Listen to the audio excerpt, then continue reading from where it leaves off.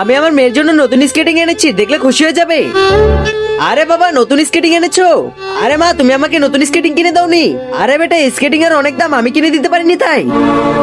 আরে দেখ বেটি, তোর জন্য নতুন স্কেটিং এনেছি। আরে বাবা দেখাও কেমন এটা। দাঁড়া বেটি, দেখাচ্ছি।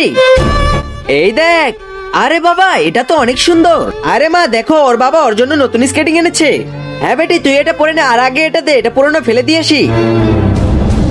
আরে বেটা, ওর বাবা অনেক বড় লোক তাই।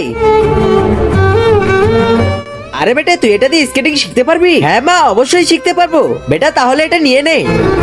আরে এই ভাঙ্গা ভাঙ্গা স্কেটিং দিয়ে কি করবে? আরে বেটা, তুই তো শিখে গেছিস। হ্যাঁ মা, এখানে না, চল তোকে রোডে চালানো শিখাচ্ছি। এ দেখ বেটে, এবার তোর জন্য স্কেটিং না হাবারবোর্ড নিয়ে এসেছি। আরে ম্যাডাম জি, আপনার বেটা তো স্কেটিং শিখে গেছে। হ্যাঁ ভাই সাহেব, আপনার বেটির পুরনো স্কেটিং না হলেও আমি কোথা থেকে কিনতে পারতাম। আচ্ছা এই ব্যাপার, তুমি আসো আমার সাথে। এই নাও তোমার জন্য নতুন স্কেটিং, তোমার পুরনো স্কেটিং দিয়ে চালানো লাগবে না।